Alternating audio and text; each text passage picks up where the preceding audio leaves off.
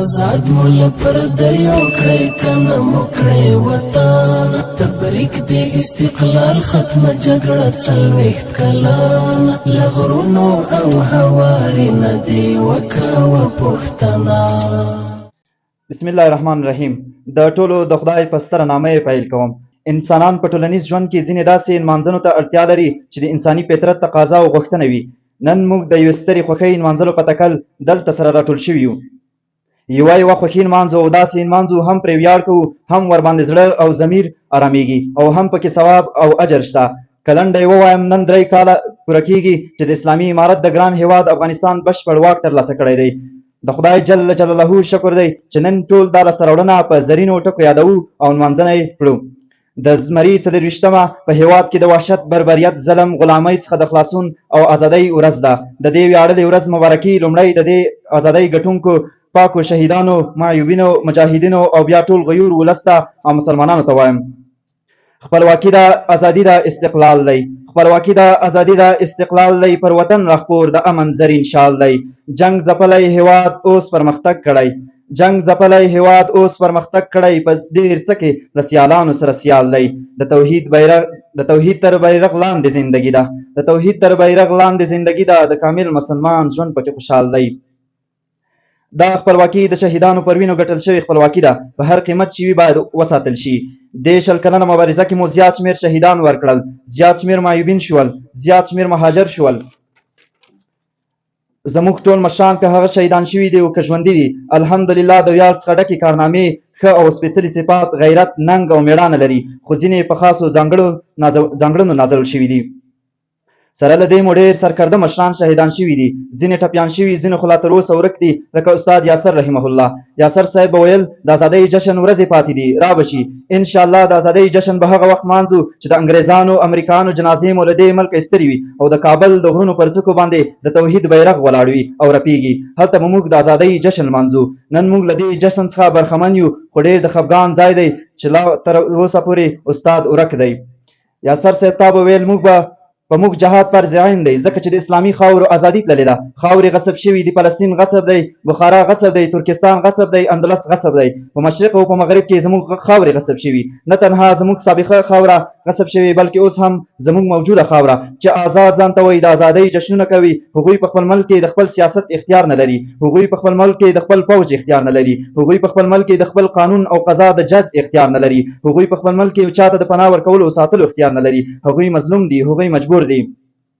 انشاءالله امید مو دی چې د تیر برم بیا بیرته په مکمل ډول ترلاسه کړو. که د نړۍ سیمې او یا هم د خپل هیواد تیر تاریخ ته وګورو، نو پوه به شو چې همیشه دلته د واک په ترلاسه کېدو په بشري ټولنو او هیوادنۍ جغرافیه کې ډېرې بدې ورځې راغلي. د واک د بدلون پر مهال مرګونه، ویرونه او درپدرۍ پېښې شوي دي. مګر دا ځل طالبانو د افغانستان واک په داسې حال کې ترلاسه کړ چې د عفې او مرحمت سپین بیرغ یې له ټولو خبرو، ټوپک، جګړې او وژنو څخه خلاصو. د پخوانۍ ادارې عسکرو په داسې حال کې خپلې اصلي او دندې طالبانو ته وسپارلې چې د دواړو لوریو په خوله خندا خپروه. بیا به خلکو ضرور د شاعر دا بیتونه زمزمه کول چې بیا نه توره پورته شي نه سر په وینو رنګ شي، چې بیا نه توره شي پورته نه سر په وینو رنګ شي. باداره دغه جنګ د وطن آخري جنګ شي. که زړونه سره یو کړو، لاسونه سره ورکړو، دا کاڼي به لالونه شي، دا بوټي به لونګ شي. د اسلامي امارت مسؤلین د واک په نشه کې غرق نشول. د لومړۍ ورځې څخه لاس په کار شول. په هیواد کې داسې بنیادي کارونه او د بیا رغونې پروژې پیل کړې چې هغوی ټول ورته حیران شول. چا به ویل چې ملا په سیاست نه پوهېږي او چا به ویل چې په پاچاهۍ نه پوهېږي. نو په همدې خاطر د افغان ویاړ فرهنګي ټولنه نن د اسلامي امارت د خپلواکۍ د 3مې کلیزې ستاسو درنو کې نمانځي. زه جوهر افغان یو، د غونډې د دریځ چارې به زما په غاړه وي. که کومه زیاته یا کمه راڅخه کېدله، د خپلې بزرګۍ له مخې راته بښنه وکړئ. په ډېر درنښت بلنه ورکوو قاري صاحب صدیق الله رهي ته تر څو تر دریځه پورې راشي، د کلام الله مجید په مبارکو ایتونو سره زموږ دغه مجلس پیل کړي. إنا فتحنا لك فتحا مبينا ليغفر لك الله ما تقدم من ذنبك وما تأخر ويتم نعمته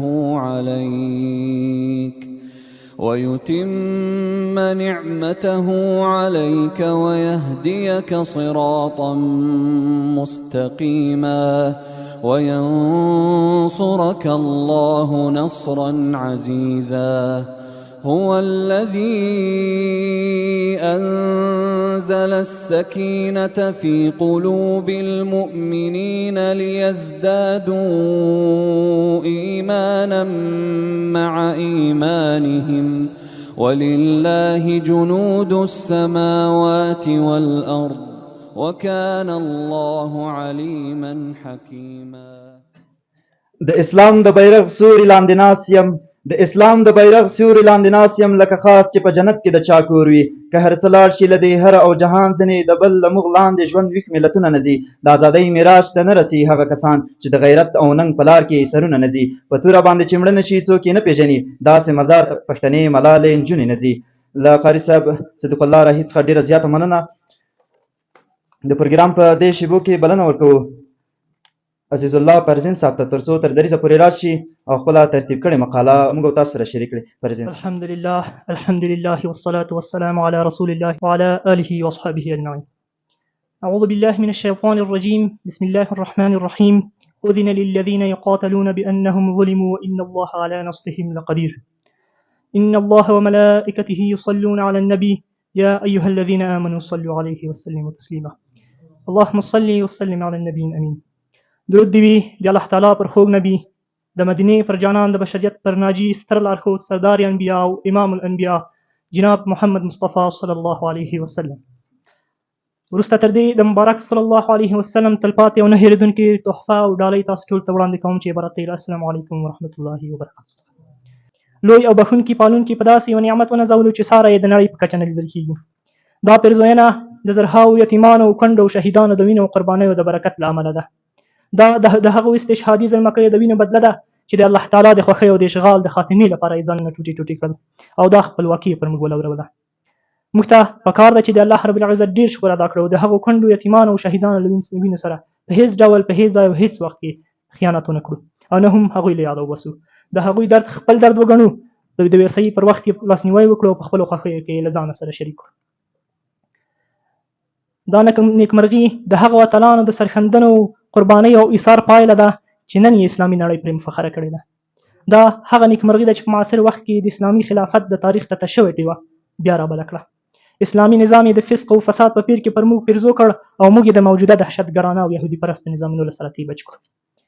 الحمدلله نن د نړۍ مسلمه امت ویاړي چې د ځمکې پر کرې یو له ډېرې مودې وروسته د تیر په څېر د اسلامي خلافت یعنې امارت د بیا احیا ډبره کېښودل شوه. لله الحمد د خدای تعالی ډېر شکر چې شیخ صاحب مبارک حفظه الله تعالی ورعاه د هر افغان په ټوله کې د اسلامي امت غمخوار دی. هڅه کوي تر څو مسلمه امت ته سهولتونه برابر او د کفار وحشت څخه یې په امان کړي. که موږ چېرته د تېرې کابو یوې پیړۍ تاریخ ته وګورو نو په زغرده ویلی شو چې افغانانو د نړۍ درې د وخت زبرځواکونو ته خورا شرموونکې ماتې ورکړې. هغوی یې له پوره امکاناتو تجهیزاتو سره په خورا لږو امکاناتو له خپله خاورې مختوري وشړل. له نن څخه پوره 105 کاله وړاندې افغان میړنیو غازیانو د نړۍ د وخت زبرځواک او ستر نظامي قدرت د انګریز څخه د خپلواکۍ ترلاسه کولو په پار مبارزه وکړه. هغوی ته یې خورا شرمناکې ماته ورکړه.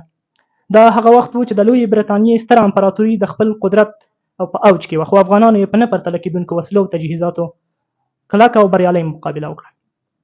تر هغه راوروسته پوره 45 کاله وړاندې د 1958 لمریز کال د جدي پر 4 نیټه د وخت یو بل زبرځواک شوروي اتحاد پر افغانستان یرغل وکړ چې له امله یې میلیونونه افغانان له هېواده وتلو ته اړ شول. شوروي اتحاد له څه باندې 9 کلونو تېرولو وروسته په افغانستان کې ماته وخوړه او بېرته له افغانستان څخه ووتل. په دې موده کې افغان مجاهد ملت په هر کلي کور کې د شوروي اتحاد او ملاتړو قواو پر ضد قیام وکړ او سرسخته مقابله یې وکړه چې له امله یې په سلګونه زره افغان نارینه ښځې او ماشومان شهیدان ټپیان له هېواده مهاجر او شول او هېواد کنډواله شو. خو له بده مرغه د افغانانو وینې لا نه وې وچې شوې او ستړیا یې نه وه ارامه شوې چې امریکا او متحدین یې پر افغانستان یو ځل بیا یرغل وکړ او د خپلې خوښې لاسپوڅی نظام یې حاکم کړ. خو افغانان بیا هم تسلیم نه شول او له ډېرې اوږدې مبارزې وروسته یې چې شاوخوا 20 کاله دوام وکړ د امریکا او متحدینو یرغل ته یې د پای ټکی کېښود او د اسلامي امارت ډیوه بله کړه. دا هر څه د دې ښکارندویي کوي چې افغانان په هیڅ صورت د نورو قوتونو اشغال ته نه تسلیمیږي او نور قوتونه دې هم نور د دې ستر او باتور ملت اشغال خوبونه نه ویني. د اسد 24مه د افغانستان د ویاړ ورځ د یو ځل بیا تاسو ټول ته نیکمرغي. ډېره مننه. السلام علیکم ورحمة الله. تاریخ شاید د هېواد د معاصر تاریخ تر ټولو زرینې ورځې او شپې همدا وګڼي. په دې لسیزه کې تازه استقلال لمر په راختو و.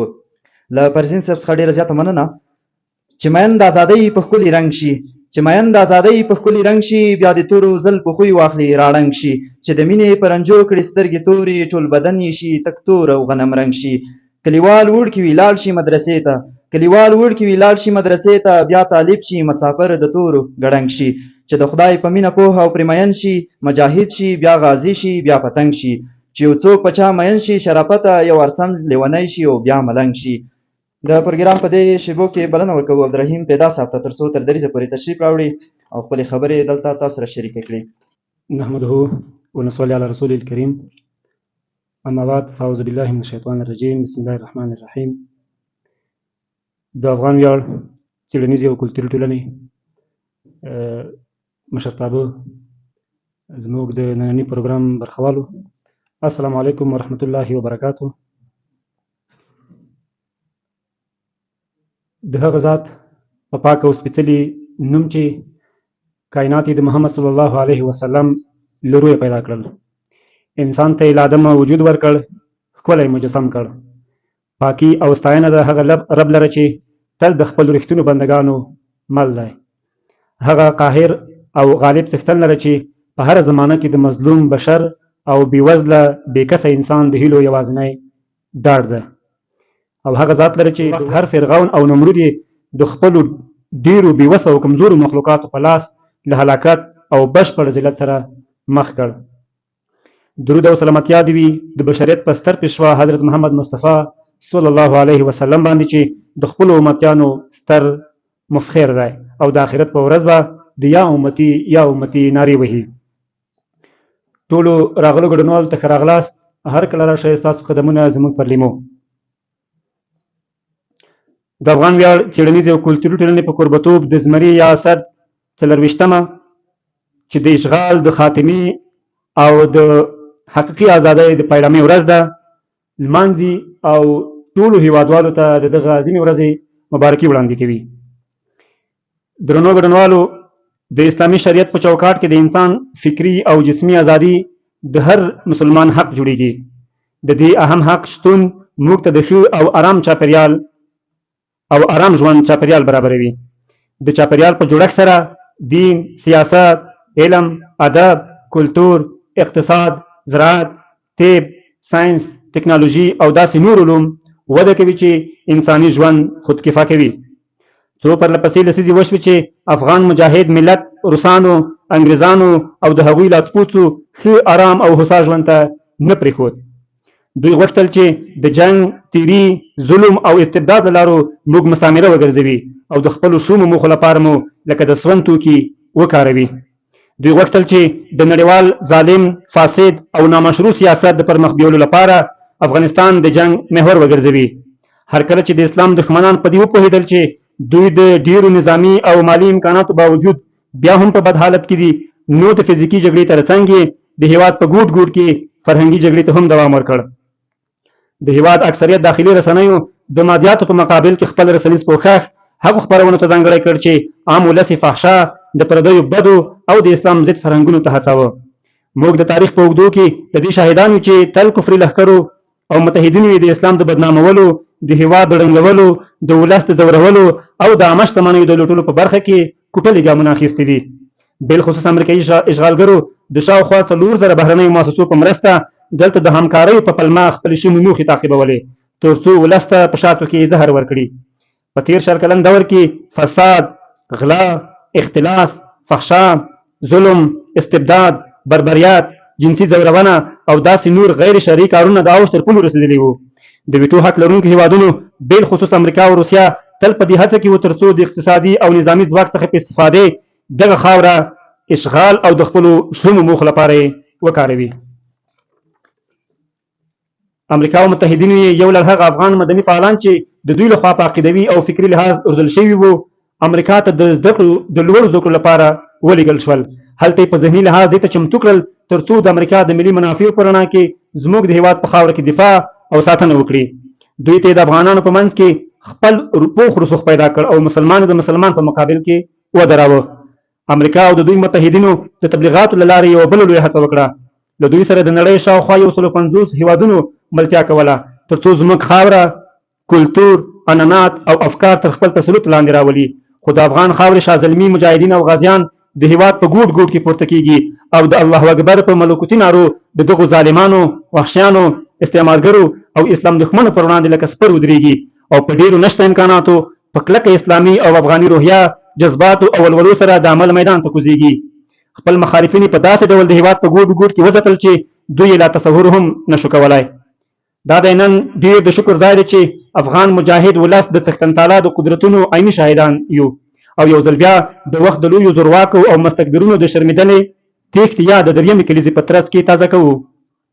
بې له شکه موږ په دې ورځ کې د یوې خوا د خپل تصور په نړۍ کې د خپل دښمن د ذلت او فرار انځورونه ګورو، خو له بلې خوا د تېرو څه باندې 4 لسیزو په موده او خصوصا په وروستیو 20 کلونو کې د خپل مؤمن، مجاهد او مېړني ولس سرښندنو او قربانیو یادښت هم کوو چې د بېسارې اتلولۍ، بې مثاله زړورتوب او انتهایي صبر او استقامت پر مټ یې د خپل راتلونکي نسل لپاره د ایمان، غیرت، صداقت او شجاعت دغه شان تلپاتې تاریخونه پرېښودل.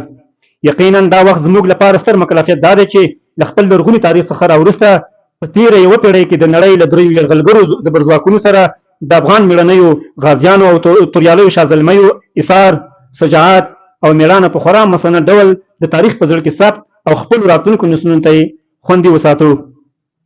موږ باید په دې لړ کې دا واقعیتونه هم له یاده ونه باسو او حتما هغو خاینو، وطن پلورونکو او ذلیلو تیرو ته د رټنې او ملامتۍ ګوته ونیسو چا چې د خپلو ناچیزو ځاني عرضونو او ګېډو پړسولو لپاره پردیو یرغلګرو سره د خپل وطن او قوم سودا کړې ده. ځکه دا هیڅ چا ته پټه نه ده چې بهرني دښمنان همیشه زموږ د یو څو داخلي غدارانو او خاینانو په مشوره، لارښوونه او ملاتړ دلته را رسېدلي او بیا یې د همدغو غدارانو پر مټ تر کلونو د ټول افغان ولس پر ځپلو او ټکولو ځانونه ستړي کړي دي. خو له بده مرغه زموږ کورنیو غدارانو هېڅکله د برټانیې، انګریز، د افغاني اجرانو له برخلیک څخه پند وانه خیست، نه د شوروي له وطني کمونیستانو او نه د امریکا او ناټو له افغان دښمنو سیکولرانو. حقیقت دا دی چې د بهرنیو اشغالګرو په نسبت د همدغو کورنیو غلامانو جرم او ملامتیا څو برابره زیاته وه چې نور باید پند واخلي او باید ابدا د پردیو لښکرو او وارداتي افکارو او نظریاتو د راوستو او خپرولو هڅه ونه کړي. ځکه اوس لکه چې ټولې نړۍ ته ثابته شوه، دوی هم باید ومني چې دلته نه بهرني ځواکونه پاتې کېدای شي، نه بهرنی فرهنګ او کلتور، نه افکار او عقاید. دوی د هغه پخوانی فکر هم له یاده وباسي چې د افغانستان د تجزیې خوبونه یې لیدل. راځئ یو ځل بیا د ګران هېواد د وروستۍ خپلواکۍ چې د 3مې کلیزې په دغو بختورو ورځو کې نمانځو د خپل مهربان، عزیز او قادر خدای جل جلاله د دې سترې لورینې له شکرانې سره یو ځل بیا خپلې دا ژمنې هم تازه کړو چې موږ به د خپلو مجاهدینو او مېړنیو غازیانو او ارمنجنو شهیدانو لاره نه پرېږدو. خپله به هم دغه لاره تعقیبوو او خپل نوی نسل به هم په همدې مفکوره روزو. راځئ له خپل شرعي نظام او ملي حاکمیت د ټینګښت، بسیا کولو او پرمختګ لپاره شپه ورځ یې وکړو، څو له فکري او اقتصادي پلوه هم خپلواک او هم خوندي شو او د بهرنیو یرغلګرو د تکرار مخه هم ونیسو. درنو هیوادوالو، بیا مو هم د زمري 24مه د اشغال څخه د خلاصون ورځ مبارکه او بختوره شه. وما علینا الا البلاغ المبین.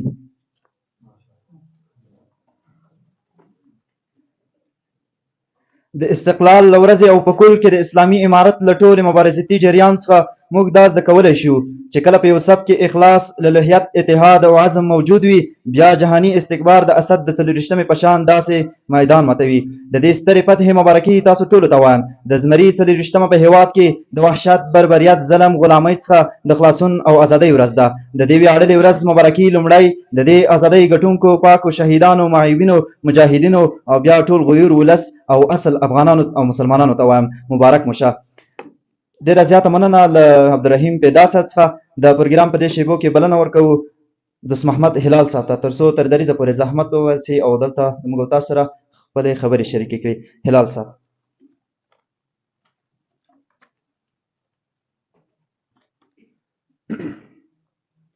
اعوذ بالله من الشیطان الرجیم. بسم الله الرحمن الرحیم.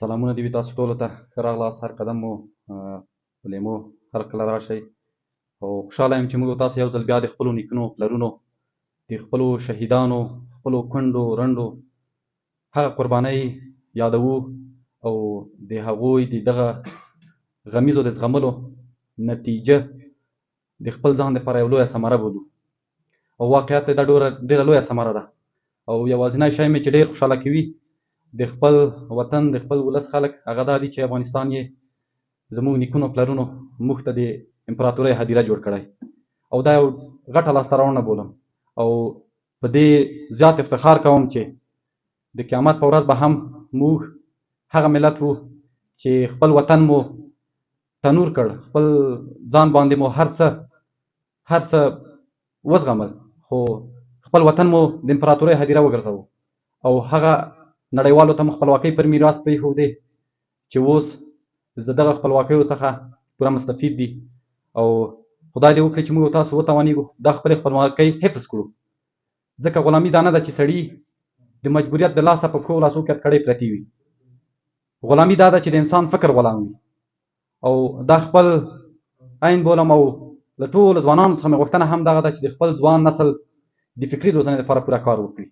که چیرې مو فکر غلام نه و هېڅوک مو هم غلام کولی نه شي، ځکه د ملالو دوو ټپو کولی شوی د میوند ټپي ځوانان راویښ کړي، نو زموږ او تاسو مبارزه هم کولی شي زموږ د هغه ځوان نسل فکر وروزي چې د تل دپاره به موږ د غلامۍ څخه خلاص کړي وو او خپلواکي به مو همیشه په برخه وي او ساتلې به مو.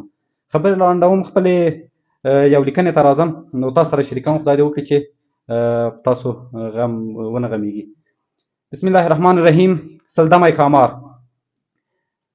د پاک او لازال خدای تعالی په سپېڅلې نامه چا چې آدم د دواړو جهانونو په نعمتونو ونازوه، نوح ته یې له سمندري څپو وزرې ورکړې، یونس یې د دریابونو میلمه کړ، داود ته یې اوسمنې تابع کړه، موسی ته یې د فرعون په کور کې رزق ورکړ، ابراهیم ته یې سرې سکروټې په ګلونو بدلې کړې، اسماعیل یې د قربانیو سالار کړ، سلیمان ته یې بلقیس ملکه وګرځوه، یوسف ته یې له زندانه پاچاهي ورکړله، د یعقوب نابینا سترګې یې بینا کړې، عیسی ته یې د مړو د ژوندي کولو قوت ورکړ، محمد یې خپل د عرش میلمه کړ، خراسان یې کفري لښکرو ته سنګر او افغانان یې ورته عذاب وګرځول.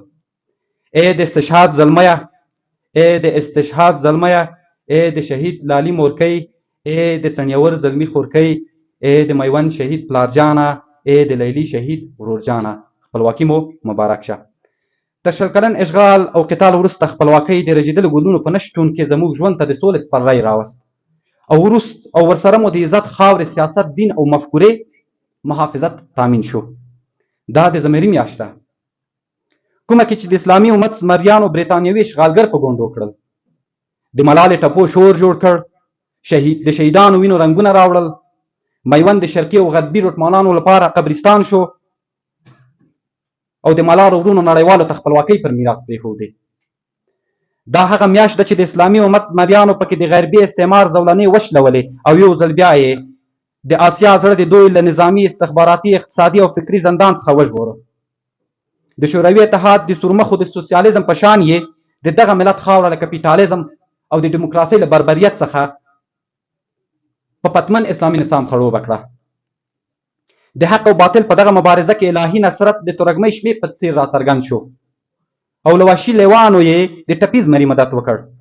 غرب په دغه خونړي تجاوز کې د مظلوم ټول حقوق پایمال کړل، ښځې او ماشومان شهیدان شول، د بشر حقوق یې په شر بدل کړل، انساني ارزښتونو ته په برګو وکتل او د خپل اشغالي مخینې د ظلم، بربریت او وحشت انځور یې موږ ته پر ثبوت پرېښود. افغان غیور ملت د اسلامي امت اتلانو ته خپل کور او کلی د هجرت ټاټوبی ګرځولی و او په میړانه یې د خپلو سرونو په قربانۍ ترېنه ساتنه وکړه. د مبارزې په دغه میدان کې د حق او باطل لښکرې یو له بل سره خورا توپیر درلودو. د حق لښکرې تش لاس، خو د شیطان لښکرې بیا برعکس وې. دغه شل کلن اشغال چې د کفري نړۍ په نظامي او استخباراتي یون پیل شوی و، د خپلو اقتصادي او عقیدوي موخو لپاره په تمام قدرت د خپل اشغال ساتنه وکړه، د ساتنې هڅه وکړه. دا هغه وخت و چې افغان ملت د یو اسلامي نظام جوړولو لپاره خپل ورغوي ټناکې کول، د شوروي اتحاد څخه د خپلواکۍ لومړني اخترونه لمانځل، د شهیدانو میندو او تورسرو کونډو د خپلو اختریزو جامو له شنو لوپټو بیرغونه ګنډل، د لیلي په ورک لالي پسې پلار او ورونو سپېره ریګونه کتل، چا د خپل وران کور دیوالونه جوړ کړل او سپرلي بیا په ګودر زرغون بخمل جوړ کړ، مورکې بیا لورکۍ ته سورمنګی جوړ کړ. دغه ملت لا د ټپونو پټۍ نه وې لرې کړې، د یتیم کمیس لا تر ټټره پرې و، مورکۍ لا د شهید بچي له حد ته بیرغونه ګنډل، د مهاجرو هجرت ختم شو، د خپل شهید کلیوال ګلشن ته راتلل. خو د پسرلي غوټیو لا ګلونه سم غړولي نه وو چې د خزان طوفانونو ترې غوټۍ وشلولې او د افغان ملت اخترونه په تورتمونو بدل شول. شینکی اسمان یې د وحشي دښمن چورلکو بمونو او لوګیو په تور تنور بدل کړ. سپین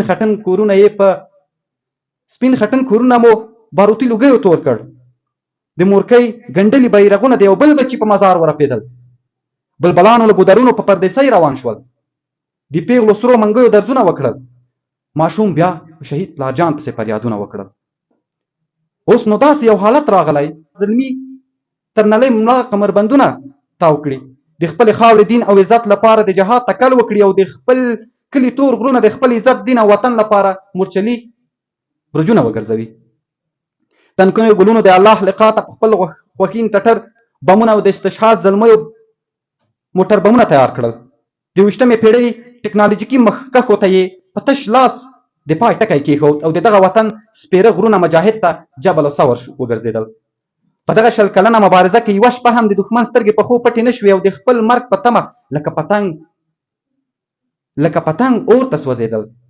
په دې 20 کلنه دوره کې بزدل دښمن هیڅ ډول ظلم ونه سپموه. کلي او رګونه یې بمبار کړل، ماشومان او ښځې یې شهیدان کړل، د بېګناه خلکو یې زندانونه ډک کړل، د عافیې خور لوپټه یې په سپو وداړله، د شهیدانو هډونه یې په موټرو کش کړل، په جوماتونو یې بمونه وورول، د وطن سره او سپین یې لوټ کړ. د اسلام ضد مبارزې لپاره یې له لاسپوڅو غلامه اداره جوړه کړه تر څو د ډیموکراسۍ په بربریت د حجاب او اسلامي حقوقو ریښې له منځه یوسي او د یو مفسد نظام لپاره یې زمینه سازي وکړه. مګر دغه غیور ملت په ټینګ هوډ عزم او الهي نصرت سره جهادي مبارزه پیل کړه. له خپل مال او ځان څخه تیر شول، په لوږو تندو ژوند تیر کړ، ظلمو پرې خپل سرونه قربان کړل، هره ورځ یې د یتیمانو کونډو او بورو فریادونه زغمل، چا پکې خپل لاس او پښې په قربانۍ کې پرې کړې، چا د بګرام او ګوانتانامو تورې تیارې کوټې په محلونو قبولې کړې. ډېرو مندو د غبرګو بچو مزارونه ښکل کړ، ډېرو پکې د بمبار شویو کورونو له خاورو د خپلو عزیزانو کوپړۍ ټولې کړې. بیا هغه کربلا تکرار شوه، بیا پکې خپلو د حسین وینې سرې وڅکلې. افغانانو له 20 کلن جهاد او مبارزې چې ټول پکې پوره برخه واخیسته او د یوې نارې او بیرغ تر سیوري لاندې تورې شپې سبا کړې، د کفري نړۍ لپاره یې تاریخي تور خال په تندي کېښود او دوی خپله مجادله بې ګټې او ناکامه وبلله. میز ته مخامخ په خبرو کې ناستل او خپلې باطلې او شرمناکې ماتې ته یې د ډیپلوماټیکو اړیکو رنګ ورکړ. دا د یو ځل بیا د سولې سپرلی راغلی، د خپلې خاورې د ګلزارۍ فرصت راغلی. عزت، سیاست او فکر مو خپل شو، نور د بل ګټو ته کار نه کیږي. اخترونو بیا پخوانی شور اخیستی، نور د شهید مزار په سپین بیرغ روښانه ښکاري، نور مو وطن آرام آرام ښکاري، نور مو وطن آرام آرام ښکاري. نړۍ مننه د توجه څخه.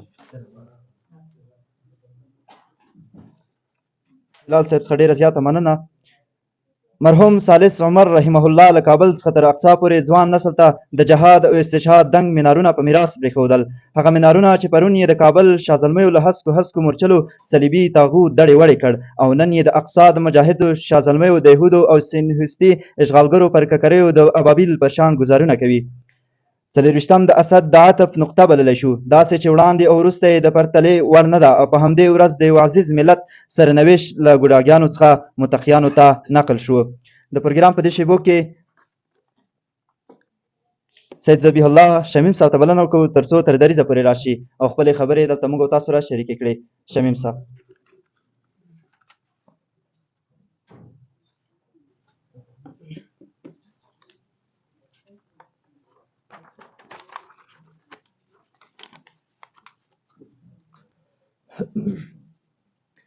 مفتون د واورې په سر ولیکه چې زر وران شي، سوله په کاڼي باندې ولیکه چې نه ورانېږي. بسم الله الرحمن الرحیم. الحمد لله رب العالمین والصلاة والسلام على اشرف الانبیاء والمرسلین وعلى آله واصحابه اجمعین. د ازادۍ د 3مې کلیزې په مناسبت د افغان ویاړ څېړنیزې او کلتوري ټولنې نمانځنې ته ښه راغلاست. الله تعالی دې وکړي چې جوړ روغ او صحتمند به اوسئ. له مغرورې نړۍ جوړه شوه سوالګره، ازادي مو ترېنه واخیسته په نره. د افغانستان مظلوم او دردېدلي ملت ته د امریکایي اشغال څخه د دې سترې فتحې مبارکي وایم. الله تعالی دې دا شرعي نظام تر قیامت قایم ولري آمین. ازادي د انسانانو په ژوند کې یو مهم اصل دی. هیڅوک دا حق نه لري چې له بل چا څخه د هغوی ازادي سلب کړي. د افغانستان غیور ولس ټولو نړیوالو ته دا درس ورکړی چې افغانان د هر درد زغملو ته چمتو دي او د هیواد ازادي د خپلو سرونو او مالونو په قیمت اخلي. که مو تېر 40 کاله ازادي درلودلای، اوس به د افغانستان سیال په ټوله نړۍ کې نه و. د یو هیواد څخه ازادي اخیستل د هغه هیواد ژوندي په خاورو ننویستل دي. نړۍ په دې هڅه کې ده چې افغانستان د چا سیال ونه ویني، افغانستان په پښو ونه درېږي، افغانستان د خلکو په نظر بد ورولي، خو لمر په دوو ګوتو نه پټېږي. حقیقت ټولو ته د لمر په شان روښانه دی. نړۍ د بشر د حقونو په نوم نارې وهي او ټول اصول او مقررات یوازې په نورو عملي کول غواړي او په خپله سرغړونه ورته عدالت ښکاري. په داسې حال کې چې کوم د بشر حقونه په افغانستان کې خلکو ته ورکړل شوي، د دنیا په هیڅ هېواد کې څوک ترې برخمن نه دي. زموږ د ځوانانو هڅه به دا وي چې خپل ویاړمن تاریخونه په یاد وساتو او خپلو راتلونکو نسلونو ته یې په هغه طریقه ورسوو څنګه یې چې حق کېږي. شهداو او یتیمانو ته یو ځل بیا د دې پرتمینې فتح مبارکي وایم. ستاسو شجاعت او مېړانه به په تاریخ کې په زرینو کرښو ولیکل شي او د تاریخ ډیوه به پرې تل بلیږي. السلام علیکم ورحمۃ اللہ وبرکاتہ. توجه څخه ډېره زیاته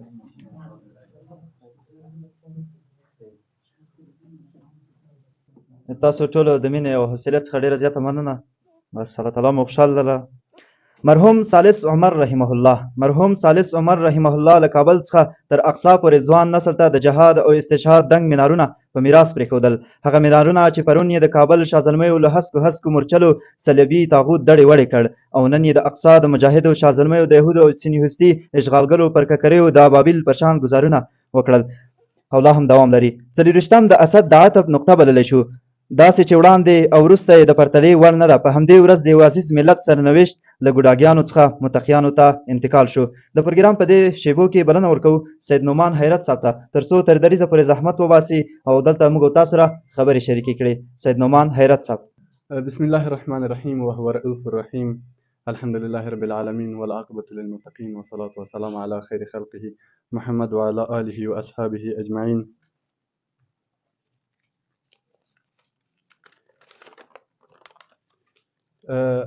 د هر څه نه مخکې دغه ویاړلې ورځ تاسو ټولو ته مبارکي وایم او اصل کې ځای د ډېرې مننې څخه به دغه ویاړ د افغان ویاړ کلتوري ټولنه لري. موږ به ډېره زیاته مننه ترې وکړو د مؤسسینو نه او د دې د همکارانو نه چې داسې ښایسته ورځې لمانځي او تل دې موږ ذهنونه کې تازه کوي.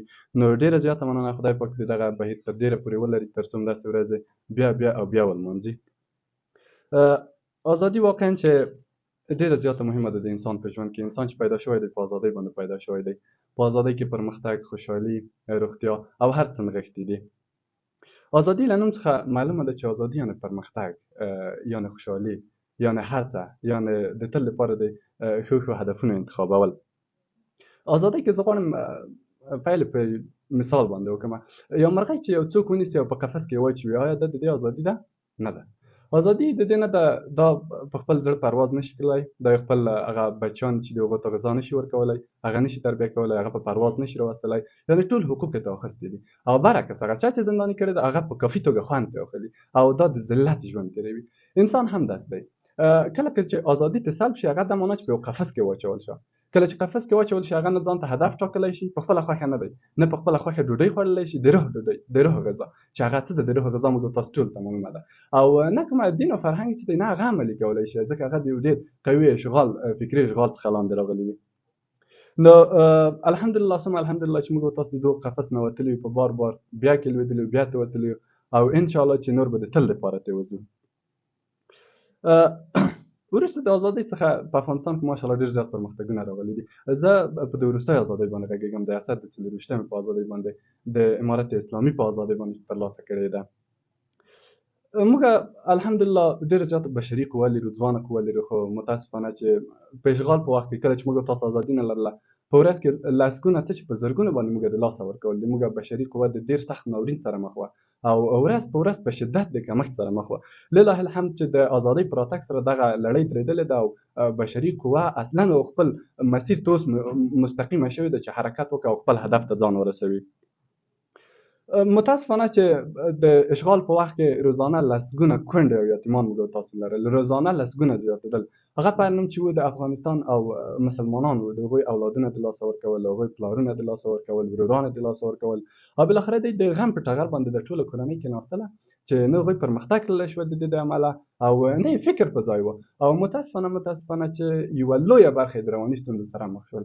او دلته ټول ملګري ماشاءالله په دې برخه کې ښه معلومات لري. هغه څوک چې رواني شي هغه په صحیح توګه خپل اهداف نشي تعقیبولی. او موږ تاسو ته معلومه ده چې هلته باروت و او سلها نورې قصې وې چې په رواني حالت باندې ډېره زیاته اغېزه کوله، چې موږ تاسو کوم خبرونه اورېدل او کوم عملا په سترګو لیدل. نو لله الحمد دغه هم د ازادۍ په ترلاسه کولو د موږ څخه محوه شول.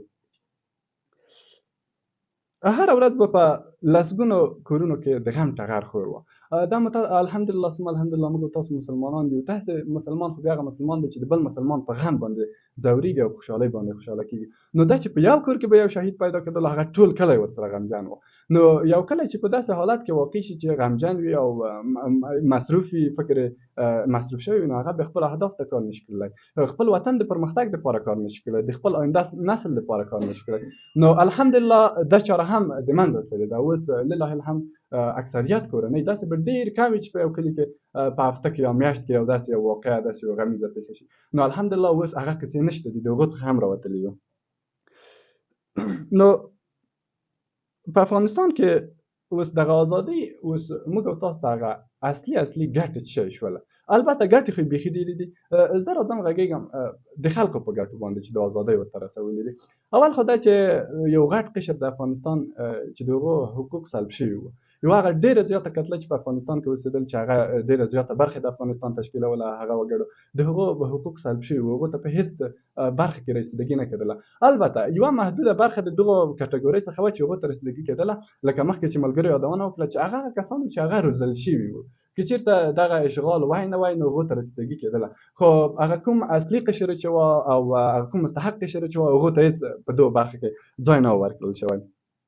او الحمدلله اوس اعتدال هم وروسته د ازادۍ څخه ډېر ښه وساتل شوله. داسې نه چې فقط موږ یوې کتلې ته چې د افغانستان ډېره برخه یې تشکیلوله، هغو ته تنها رسیدګي نه ده شوې، د هغو حقوق تنها نه دي خوندي شوي، د هغو په پرمختګ تنها کار نه دی شوی، د هغو د فکر جوړونې لپاره تنها کار نه دی شوی، بلکې د ټولو اقشارو دپاره کار شوی دی. اعتدال په نظر کې نیول شوی دی، هرې برخې ته یې کتلي، د هغو مطابق حقوق په نظر کې ورته نیول دي. نو دا د ازادۍ یو ډېره غټه لاسته راوړنه ده چې حقدار ته ورسیږي. او دغه ازادي چې موږ تاسو ته کوم چا راوړې ده، د دوی هڅې باید موږ تاسو هېڅکله هېرې نه کړو. د دوی ډېره زیاته قدرداني پکار ده او د دوی قربانۍ باید هېرې نه شي، د دوی هغه زحمتونه باید هېر نه شي، د دوی هڅې باید هېرې نه شي، د دوی نه باید د تل لپاره مننه وشي او دا په تاریخ کې ولیکل شي. ځکه دا هغه شجاع کسان دي، لکه مخکې چې ملګرو یادونه ورته وکړه، چې دی په ډېرو کمو امکاناتو د نړۍ زبرځواک چټر ویل. نو د دوی قرباني که څوک هېروي، هغه به په عامه اصطلاح ناځواني ورڅخه د دغو برخې څخه، دغو شهیدانو څخه، دغو قربانیو څخه دا ناځواني راځي. دا قهرمانان چې موږ تاسو ته خپلواکي راوړې، دا باید په جدي توګه وستایل شي. د دوی مستندونه واخیستل شي، دوی نظرونه واخیستل شي، دوی په ژوند باندې ویډیوګانې جوړې شي، کتابونه ولیکل شي، قصې ولیکل شي، ناولونه، داستانونه، او بالاخره لسګونه ورقې او چیپونه ډک شي. ځکه دا موږ تاسو آینده نسل ته باید ورسیږي. نه تنها موږ تاسو آینده نسل ته، شاید په نوره نړۍ کې، په نورو اسلامي هېوادونو کې داسې نوي کسان پیدا شي چې د دغو تاریخونو په لوستلو، دغو تاریخونو په کتلو او د دوی نه په الهام اخیستلو باندې ډېر زیات غټ تحولات راولي، تغییرات راولي، کفر ته ماته ورکوه په بېلابېلو ځایو کې. ځکه دا یو مثال شو. ګورئ اوس موږ تاسو وګورو، د افغانستان ازادي ډېری هېوادونو ته یو مثال ګرځېدلی ده. ټولو ملګرو ته معلومات شته دی، موږ تاسو ګاونډ هېوادونو کې عملاً د دغو ازادۍ څخه په الهام اخیستو باندې لاس په کار شوي دي ځوانان. زه فکر کوم په نوره نړۍ کې هم شاید د دغو ازادۍ څخه په الهام اخیستو ډېر کسان لاس په کار شوي وي، خو متاسفانه به وایم چې دوی د کم امکانات په صورت شاید نه وي رسنیز پوښښ ورکړی، شاید دوی ته انعکاس نه وي ورکړی، ولې ډېرو خلکو یې دوی څخه الهام اخیستل شوی. نو بناً دا باید وساتل شي، د دوی کارنامې باید وساتل شي، د دوی هغه ټکی ټکی، پل پل، قدم قدم، خبر خبر باید ولیکل شي او تر نور نسل پورې ورسول شي.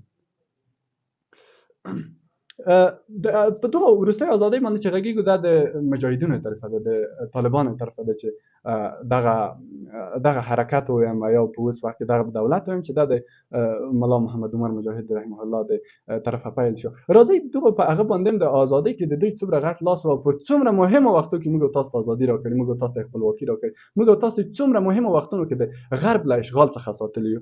اول غالبا چې 1915 کال نه مخکې یا په دغه وختو کې څه ناڅه مخکې ملا محمد عمر مجاهد په قندهار کې د هغه کسان نور په تنګ راځي، د ولسونه په تنګ راځي چې هغه په لارو کې ولاړ وي، د خلکو میرمنې راکوزوي، د خلکو اموال راکوزوي، موټرې دروي، قیمتي توکي ورڅخه اخلي، او بالاخره داسې یو خبیث صفته قومندانان لري چې هغه حتی په شخصیتونو تجاوز کوي او په ناموسونو تجاوز کوي. د دې څخه د افغانستان غیور ولس تنګ راځي او بالاخره ملا محمد عمر ته پناه وروړي چې نور نو دغه موږ نشو زغملی. هغه هم راپاڅېږي د هغو په څنګ پورې قوي، زړور او د قوي عقیدې او د قوي هوډ 50 تنه ملګري په حدودا په 2 ورځو کې پیدا کیږي چې هغه د طالبانو په لیکو کې داخليږي او بالاخره په ډیرو کم امکاناتو ځي او په هغه لاره کې چې کوم غله دي، کوم رزیلان دي، کوم خبیثان دي چې د افغانانو په هر څه باندې تجاوز کوي، د مظلوم خلکو په هر برخه کې په هغه تجاوز کوي، په هغه برید کوي او بالاخره د هغو څخه وسلې ترلاسه کوي. د 50 کسان د ولسوالۍ ته او بالاخره د ولسوالۍ خلک هم مرسته ورسره کوي، دغه مجاهدینو اندازه یو څه ډېرېږي. په داسې حال کې چې په کابل او په نورو غټو ولایتو کې د وینو سیلونه بهېږي، کوڅه په کوڅه جنګ دی چې څو تنظیمونه دي چې هغه په کابل کې ډېر سخت جنګونه کوي، حتی دا چې په اصطلاح بې ادبي د معافي د نجونو هېڅ عزت نه ورپرېږدي، د هغوی نه هغه مهم غړي د وجود پرې کوي، همدارنګه د مقابل تنظیم د دوی د مقابل سر غوڅوي او په داخل کې غوړي اچوي چې هغو ته د رقص مرده نوم ورکوي.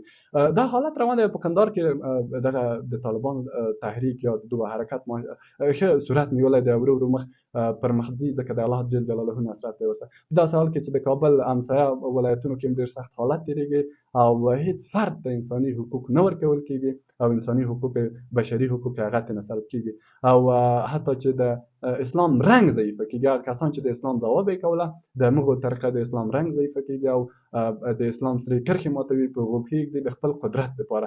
نو مجاهدینو په دغه وخت کې بیا راځي، حتی د دې پورې چې بعضې کسان د یو ناست طبقې نه دې ته مجبوره کېږي چې د منزلونو څخه ځان ورتېږي، هغه مرګ په ځان قبول دی ولی بې عزتي او بې ناموسي په ځان قبوله نه ده، حتی چې د کورنۍ غړي هم توافق ورسره لري.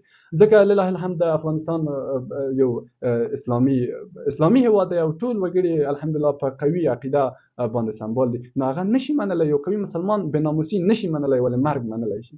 په دې حالت پورې خلک رسېدلي دي او ګڼ شمېر هم نورو هېوادونو ته مهاجر شوي دي. نو مجاهدین راځي په دغه وخت کې افغانستان د یو ډېر سخت اشغال څخه ژغوري، د عام وژنې څخه افغانستان وګړي ژغوري او د دوی حقوق بیرته ورکوي او دا دوام کوي. خو بیا هم کفري نړۍ متاسفانه دغه حالت نشي زغملی او بیا د منځه وړي او راځو دوهم وار ته چې دوی ازادي په لویه کچه ترلاسه کړله چې ناټو ته یې ماته کې ورکړله.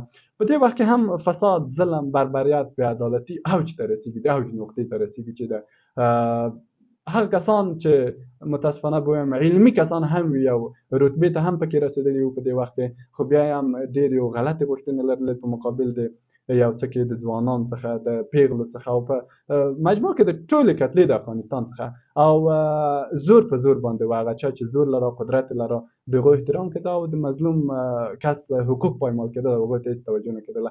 نو الحمدلله دلته بیا د زه به وایم چې د خدای پاک لښکر طالبان، یعنې د خدای پاک لښکر بیا راځي او د دغو سخت حالت څخه افغانستان خلکو ته، د افغانستان وګړو ته نجات ورکوي. نو دا د ستایلو وړ خلک دي، د دوی قدرداني پکار ده او د دوی کلک حمایت او ملاتړ پکار دی چې په هیڅ صورت کې باید د دوی ضعف موږ او تاسو قبول نه کړو. د افغانستان غیر مېړنی ولس، مسلمان ولس، د قوي عقیدې افراد د دوی ضعف نه قبلوي، چاته اجازه نه ورکوي چې دغه نظام کې ورخې پیدا کړه، ردې پیدا کړه، درزونه پیدا کړه، هیڅ چاته اجازه نه ورکوي او نه باید ورکړل شي. په سیاست کې پرمختګونه وشول، د نظام د ازادۍ په راتګ سره، په اقتصاد کې وشول، په کلتور کې مې یادونه وکړه لله الحمد چې کلتور کې موږ تاسو ډېر زیات پرمختګ کړی دی، یا فرهنګ کې موږ تاسو مخکې له ازادۍ څخه فرهنګ تقریبا غربي شوی و، په دولتي دستګاه کې غربي شوی فرهنګ او په ولایاتو په ښارونو کې غربي شوی و. هغه کوم موږ تاسو سنت چې ورته وایو، سنتي فرهنګ چې دی، یا موږ تاسو افغاني یا پښتون فرهنګ چې دی، کلتور چې دی، هغه کاملا د منځه تللی و او غربي فرهنګ پرې حاکم شوی و. لله الحمد د ازادۍ په راتګ بیرته اسلامي فرهنګ را ژوندی شوی دی، اسلامي کلتور را ژوندی شوی دی، اسلامي فکر را ژوندی شوی دی. ډېره زیاته مهمه ده چې موږ تاسو بیرته په ځوانانو کې اسلامي فکر رامنځته شوی دی. په دغه رقم پروګرام کې په هغه وخت کې چا ګډون کړل، په دغه کلتور کې نه وو، په دغه فکر کې نه وو، په دغه فرهنګ کې څوک نه شوی راتلی، حتی چې چاته اجازه نه ورکول کېدله په دغه رقم ته ځایونه پروګرامونو کې. نو لله الحمد موږ تاسو اوس پرته له دې نورې اسلامي برنامو کې موږ تاسو ډېر په اخلاصانه ډول ګډون کوو او په خپل زړه ګډون کوو، په طبیعت ګډون کوو. نو دا هم د نظام یو ډېره غټه ګټه ده د ازادۍ چې موږ فکر ته رسول دی، زموږ په فکر باندې کار کړی دی. او حتی دا چې موږ تاسو ډېری ځوانان په د ولایاتو څخه لرې ساحو کې چې هغه د زده کړو نه بې برخې پاتې شوي وو، هغه مېړني ځوانان، هغه غویر ځوانان چې د اسلام ساتنه، د مسلمان ساتنه خپل حق بللی و، هغه د ډېرو حقوقو نه بې برخې پاتې شوي وو او په لرو ځایو کې پاتې شوي وو او د سختو حالات سره مخ شوي وو. الحمدلله د ازادۍ په راتګ هغه ځوانان، هغه بریتور ځوانان، هغه قوي ځوانان، هغه مسلمان ځوانان بیا راغلي دي او په خپل ځان د خپلې ټولنې په منځ کې خپل پرمختګ ته، د خپل هېواد پرمختګ ته، د خپل راتلونکي نسل پرمختګ ته بیا یو ځل پیل کړی دی. نو دا هم د ازادۍ یو ډېره غټه ښېګڼه او لاسته راوړنه ده زموږ تاسو لپاره. زه په دې باندې اطمیناني یم چې دغه بریتورو ځوانانو ته چې ازادي د غرب او ناټو څخه ترلاسه کړه، د خاص کفر څخه یې دغه ازادي ترلاسه کړه، ډېری کسان په نړیواله کچه به دغو کسانو ته په تمه وي چې دا به راځي یوه ورځ به موږ تاسو هم ازادۍ ته رسوي، موږ تاسو به هم خپلواکۍ ته د دوی په مرسته باندې رسېږو. اوس عملا مثال موږ تاسو وینو د نورې نړۍ څخه په ویډیویي شکل په ټولنیزو رسنیو کې خلک غوښتنې کوي افغانستان ته یې سترګې دي، د افغانستان واکمنان ته یې سترګې دي، د افغانستان ځوان نسل ته یې سترګې دي. نو زه اطمیناني یم او دغه د ازادۍ برکت دی. شاید مخکې به د چا دومره ورته تمه نه وه د افغانستان دولت ته خو د هېچا تمه نه وه، د دې تمه یې لرله چې خرابي به راوکړو، خو د دې تمه نه وه چې جوړ جوړی به وکړو. نو اوس الحمدلله دا تمه په غټه کچې موږ تاسو دولت او دولتي دستګاه ته دا شته ده چې نورې نړۍ هیله ترې لري، توقع ترې لري او تمه ترې لري چې موږ ته به هم ازادي راکوي. نو دا هم د ازادۍ یو ډېره غټه لاسته راوړنه ده چې دا ټولې نړۍ ته مشتمله راځي. نو موږ تاسو ته اوس لازمه ده چې د دغو ازادۍ څخه په کلکه دفاع وکړو. دغه ځوانان چې موږ تاسو دلته ناست، موږ تاسو د ازادۍ څخه مخکې دومره حقوق نه لرل، دومره پرمختګ ځایونه موږ ته نه وو، دومره امکانات نه وو چې موږ تاسو پرمختګ وکړو. دا رقم ته یو ځای کې دومره ځوانان د بېلابېلو ځایو څخه نه شوی راجمع کېدلی چې دی بیا په دغه رقم په دغه په خپل فکر باندې، په خپل اسلامي فکر او افغاني فکر باندې خبرې وکړو. دا ناممکنه وه. نو موږ تاسو ته چې دغه امکان برابر شوی دی، موږ تاسو د هغو څخه یا په قوت باندې حرکت کړی پرمختګ په لور، نو موږ تاسو باندې فرض ده چې د دغه نظام دفاع وکړو، د دغه ازادۍ دفاع وکړو. د ازادۍ موږ به تاسو باید سرې کرښې ځان ته وګرځوو او هېچا ته اجازه ورنه کړو چې دوی ته په هېڅ ډول ضرر ورسوي. نو بیا هم زه د افغان ویاړ څېړنیز او کلتوري بنسټ څخه ډېره زیاته مننه کوم، د بنسټ ایښودونکو څخه یې، د پرمخلونکو څخه یې، د مشرانو څخه یې چې اوس دلته اداره پرې کوي. زه ډېره زیاته مننه کوم د تاسو نه. د تاسو کار د ستایلو وړ دی. تاسو ته باید ډېر ستاینه درکړل شي، تشویق درکړل شي. د تاسو ډېر غټ احترام پکار دی، ځکه موږ تاسو ډېر ځوانان لرو خو دا رقم ته امکانات نه دي برابر کړي نورو ځوانانو ته. نو تاسو دغه هڅې او د تاسو دغه کومکونه چې د ځوانانو لپاره کوي دا نه هېرېدونکي دي. دا به انشاءالله لیکي، دا به موږ تاسو په ذهنونو کې ثبت وي او نورو ته به رسېږي. نو موږ بیا هم د تاسو څخه ډېره زیاته مننه کوو، بیا هم کوو او بیا هم کوو او تاسو ته د زیات توفیق غوښتونکي او هیله مند یو چې موږ هم په دغو کې هر ډول همکاري وس وشي. نه تنها د موږ د ټولو ځوانانو څخه دا هیله کوو چې په داسې ځایو کې همکاري وکړو او کومک وکړو. نو ډېره زیاته مننه کوم. الله مو عزتمند لره د یو تلپاتې ازادۍ په هیله. له ښاغلي سید نعمان حیرت صاحب څخه ډېره زیاته مننه. خوشحاله اوسئ چې خپلې خبرې مو دلته شریکې کړې. خوندورې خبرې وې، د لیکلو خبرې وې. د ازادۍ د 3مې کلیزې په مناسبت د افغان ویاړ څېړنیزې او کلتوري ټولنې لمانځغونډې ته ښه راغلاست. یو ځل بیا هم په داسې حال کې د استقلال ورځې ته نږدې کېږو چې امارت 3 کاله کامیاب مزل وکړ، پوره حاکم دی او په مختلفو مجالونو کې د پام وړ بریاوې لري. د اسلامي نظام د قیام او بریا ورځې مو بیا هم مبارک. تاسو فکر وکړئ داسې یو قوم چې اسلام یې د فکر او عقیدې برخه وي، هغه ورځ چې د دوی پکې د چپې ادارې له شر نجات مومي او ځان یې اسلامي نظام نیسي، څومره به ورته د اهمیت وړ وي. د اسد 44مه همدومره ستره ورځ ده. د پروګرام په دې شیبو کې حمیدي صاحب ته بلنه وکړو تر څو تر دریځه پورې راشي او خپلې خبرې دلته موږ تاسو سره شریکې کړي. حمیدي صاحب. د پاک خدای جل جلاله پاک او سپېڅلې نامه د افغان ویاړ څېړنیز او کلتوري ټولنې د غونډې ته راغلو ټولو ګډونوالو ته دا چې نن ورځ د افغان ویاړ څېړنیز او کلتوري ټولنې د مشرتابه او رهبري شورا لخوا د ریاست 24مه نېټه د ازادۍ ورځې د مقالې لوستنې په خاطر غونډه رابللې وه. ملګرو خپلې مقالې وړاندې کړې. د دوی څخه مننه کوو. خوشحاله دي، هر کله دې راسئ، زموږ دروازې تاسو ته مخ خلاصې دي. بیا په دې اساس ما هم یوه لنډه لیکنه جوړه کړې ده، ترتیب کړې ده. خدای وکړي چې تاسو د خوښې وړ وګرځي. او د کتنې برخه کې جناب مفتي صاحب او دریم فدا صاحب نه ډېره مننه چې مقاله لیکنه یې وکتله او څه غلطۍ پکې هغه سمې کړې. موږ د پښتو جوجو لورویانه او د افغان مومنو شاه زلمیو د سرښندنو له برکته 3 کاله وړاندې په همدې ورځ د خپلو قربانیو ثمره ولیده چې د اسلامي نظام د راوستلو په خاطر یې خپل نازک وجودونه ټوټه ټوټه کړل. ښځې، کونډې، تنکي بچي، یتیمان او میندې بورې شوې. ډېرې لوږې، تندې او سختۍ په ځانونو قبولې کړې، خو بیا یې هم له دې مقدسې مینې لاس سر نه شول او مینه یې لا څو برابره شوله. در یادوو چې په تېر 100 کلن خونړي تاریخ کې اشغالګرو په افغان مومن ولس ظلم، وحشت او بربریت ترڅنګ د دوی په فرهنګ، عقیده او فکر هم تیری کوو. حال دا چې دوی کاذبه دعوه کوله چې موږ د پرمختګ عالي خدمتونه او د دوی په اصطلاح مډرن نړۍ ټول سهولتونه برابروو. البته افغان مېړني او احساسو ځوانانو په دوی پوه شو چې دوی تش په دې کاذبه دعوه نشي غولېدلی او نه هم دوی ته د ماډرن سهولتونو په نوم کوم څه ورکولی شي.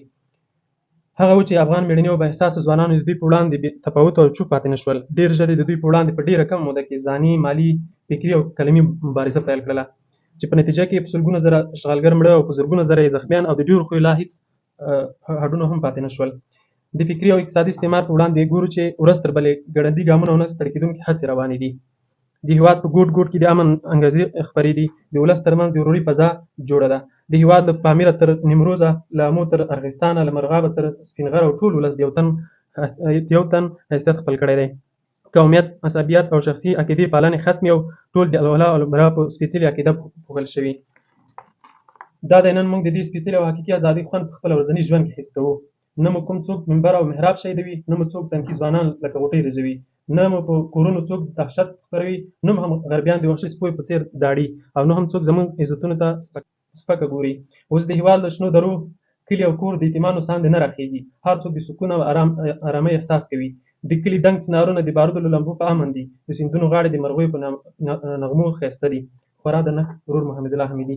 په آخر کې د اسد 43مې ورځې مبارکي هغه شاه زلمیو ته وایو چې دوی خپل وجودونه قربان کړل او زموږ ګران هېواد ته یې همدغه خپلواکي راوستله چې نن ورځ موږ په ازادانه ډول باندې ژوند کوو. له حمیدي صاحب څخه ډېره زیاته مننه. کور مو ودان، آباد اوسئ. د فلسطین د ماشوم فریاد: په ما تیر شول قیامتونه ته رانغلې، په ما تیر شول قیامتونه ته رانغلې، ورېدل په ما بمونه ته رانغلې. ما ویل ته به دردمن زما په درد شي، ما به ویل ته به دردمن زما په درد شي، کړې ټکور به مې زخمونه ته رانغلې. سپېره باد مې د خزان په ګلشن راغی، ریژې تل سمسور ګلونه ته رانغلې. ما ویل چې ما به پرېنږدې دښمن ته، ګور ته وړمه امیدونه ته رانغلې. شپې د غم دې چې په تېرېږي انتظار کې، رڼا نه شوې سباونه ته رانغلې. موږ د مینې او وفا په سپینه لار کې، موږ د مینې او وفا په سپینه لار کې د شیندلي خپل سرونه ته رانغلې. ښکته پورته سرې لمبې دې پکې سوځم، ښکته پورته سرې لمبې دې پکې سوځم، د لاشونو انبارونه دې ته رانغلې. ګر چاپېره کړم نظر غمخور نشته، ګر چاپېره نظر کړم غمخور نشته، تا ته کړم اوازونه ته رانغلې. په ژوندون کې مزه نشته د اسراره، په ژوندون کې مزه نشته د اسراره، هسې مه وه شعرونه ته رانغلې. د پروګرام په دې شیبو کې بلنه ورکوو احسان الله سمون صاحب ته، تر څو تر دریځه پورې راشي. بسم الله الرحمن الرحیم. ټولو ته سلام. په افغانستان کې د غرب د اوږدې جګړې مالي بیه موږ خو ژورنالیستان یو، دغه لیکنه مو وچه او هغه ده خلاصه ژورنالیستي بڼه لري، معلوماتي ده او ډېره هنري نه ده. درود دې وي د مدینې په جانان او د کائناتو په سردار، سلام او مینه دې وي ټولو ګډونوالو ته. چې ګواره وایي د ازادۍ په احترام څو شېبې چوپ پاتې شوم، خوب یوړم. د امریکا او برېټانیا هوایي او پوځي قوتونو د 2000 زېږدیز کال د اکتوبر په لومړیو کې د ټولو نړیوالو اصولو خلاف د بون د توافقاتو تر سرلیک لاندې په اول ځل د افغانستان په جنوب لوري کندهار ولایت هوایي بریدونه پیل کړل چې وروسته یې نورو نړیوالو ائتلافیانو هم همکارۍ ته راودنګل او جګړه یې پراخه کړه. د درنو هوایي بمباریو له کراچۍ او مدیترانې سمندرونو څخه د ائتلافیانو د جنګي بېړیو راکټي بریدونو او په ځینو سیمو کې د ځمکني پراخ یرغل په نتیجه کې له څو میاشتو سختې مقابلې وروسته په افغانستان کې حاکم د طالبانو اسلامي امارت حکومت په بشپړه توګه نسکور شو. په افغانستان کې د غرب درانه لګښتونه او ستر مالي زیانونه. د ډونالډ ټرمپ د یوې تازه وینا له مخې له افغانستانه د امریکا د بې پلانه وتلو له کبله په دې هیواد کې له امریکایانو څخه د 15 میلیارډو ډالرو په لګښت په ارزښت وسلې او پوځي تجهیزات پاتې شوي دي. نقدي لګښتونه. امریکا په افغانستان کې د بیا رغونې او ملکي پروژو د تطبیق په نوم د شاوخوا 145 میلیارډ ډالرو لګولو ادعا لري، په داسې حال کې چې دغه ټولې پیسې د داخلي او خارجي قراردادیانو ترمنځ د چور په ډول ویشل کېدلې. امریکا په افغانستان کې د 20 کلنې جګړې په اوږدو کې زیاتې مالي منابع لګولې دي او د دې لګښتونو د دقیق ارقامو موندل ستونزمن څه چې ناممکن دي. بیا هم د بېلابېلو څېړنیزو مؤسسو او حکومتي رسمي راپورونو په اساس مو دلته یوه اندازه شمېرې راوړي دي. د جګړې لګښتونه. په براون پوهنتون کې د جنګ د لګښتونو تر سرلیک لاندې څېړنیزه پروژه اټکل کوي چې امریکا په افغانستان کې شاوخوا 2.2 ټریلیونه ډالر لګولي دي. په دې کې په مستقیمو پوځي لګښتونو سربیره نور اړوند لګښتونه هم شامل دي، لکه د پوځي عملیاتو لګښتونه، د پخوانیو سرتیرو لپاره روغتیایي، فزیوتراپي او ټولنیزې مرستې، د جګړې د پورونو سودونه، د جګړې د پای ته رسولو لګښتونه.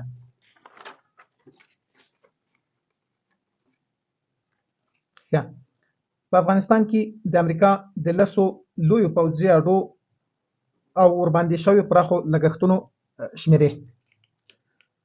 لومړی د بګرام پوځي اډه. دا اډه په پروان ولایت کې جوړه شوې وه چې په جوړولو یې په لومړیو کې 100 میلیون امریکایي ډالر لګښت شوی و.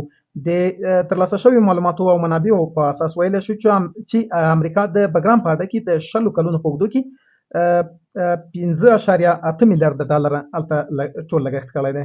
دا لګښت په سرپناه، مخابروي او اړیکو سیستم، خوندیتوب، امنیت، سرتیرو، انتقالاتو او هوایي کرښو باندې شوی دی. له دې اډې څخه د 2020 کال د جولای په وروستیو کې امریکایي سرتیري ووتل او دا اډه یې وتړله. د کندهار هوایي اډه. دا د کندهار ولایت په مرکز کې جوړه شوې لویه نظامي اډه وه چې امریکا او برېټانیا په ګډه ورباندې په لومړیو کې 90 میلیون امریکایي ډالر لګښت کړی و. د په لاس کې شته معلوماتو په اساس په دې لویه اډه د 12 کلونو په اوږدو کې 18 میلیارډ امریکایي ډالر لګېدلي دي.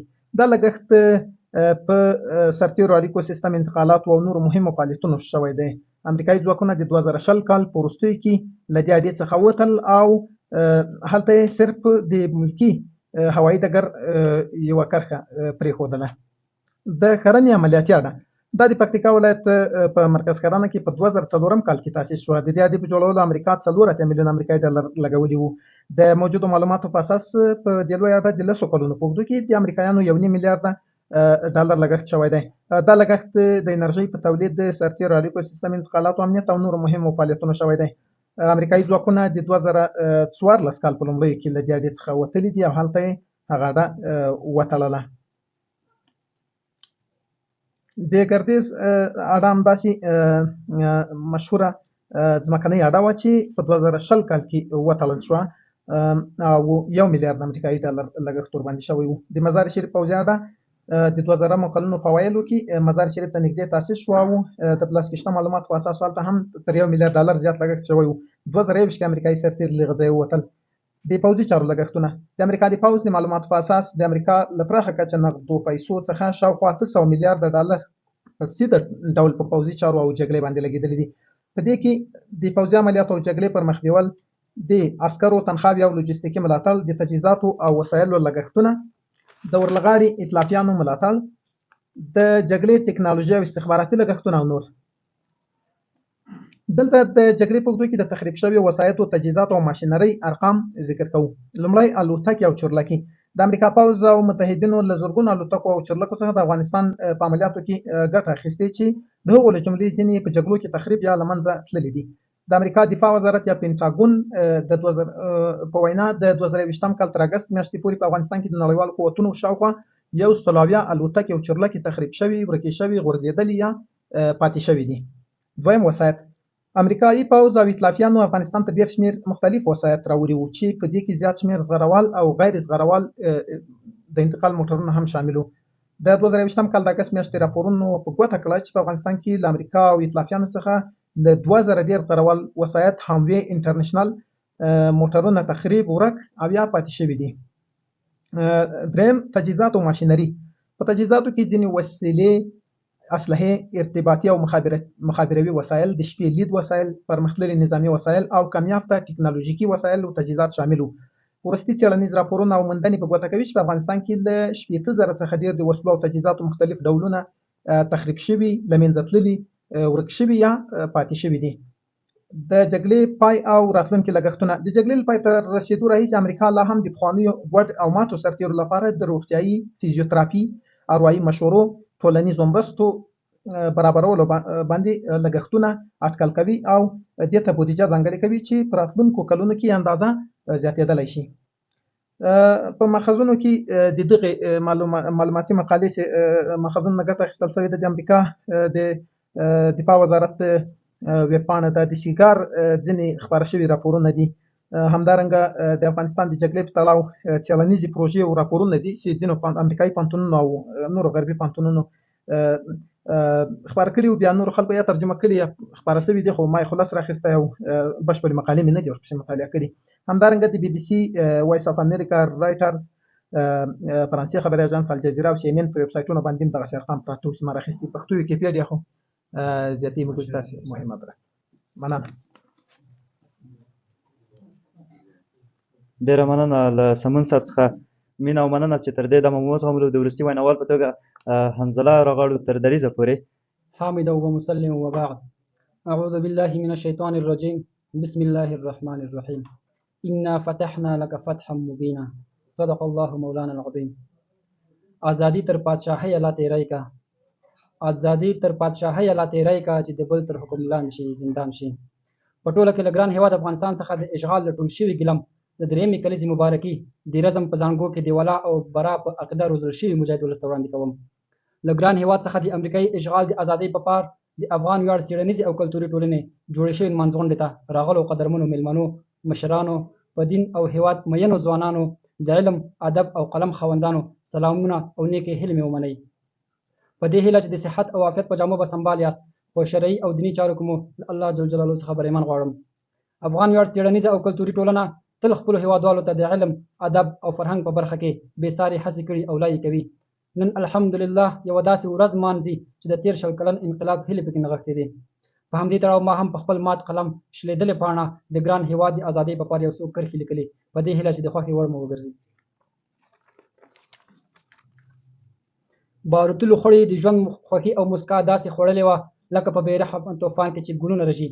د اشغالګرو وحشیانو ظلمونو او وحشتونو داسې په زړه داغلی و چې ان د پاڅېدلو توان یې هم نه درلود. د کونډو، برو او یتیمانو ساندو یې په زړه کې د غم څلې جوړ کړي وو. خپل ټینګ ایماني قوت او اسلامي احساس دې ته هڅولی و چې د کفري اشغال او وحشتونو پر وړاندې قیام او مبارزه پیل کړي. دی که څه هم په ښکاره یوازې و، خو په حقیقت کې د ابابیل لښکرې ورسره مل وې. د په یوه داسې خاوره کې قیام پیل کړی و چې د نړۍ د ډېرو لویو امپراتوریو ککرې پکې خاورې شوې وې. دا ځل د هغه غربي ښامار وار را رسېدلی و چې امریکا او ناټو یې بلله. دې وحشي زبرځواک چې په 2001 زېږدیز کال په ګران افغانستان خپلې پلیتې پښې ولګولې، په وطن یې د وحشت توره سیلۍ خپاره کړه او ورځ تر بلې د مؤمن ولس په منځ کې د نفاق، بدبختۍ او فحشا زړي کرل.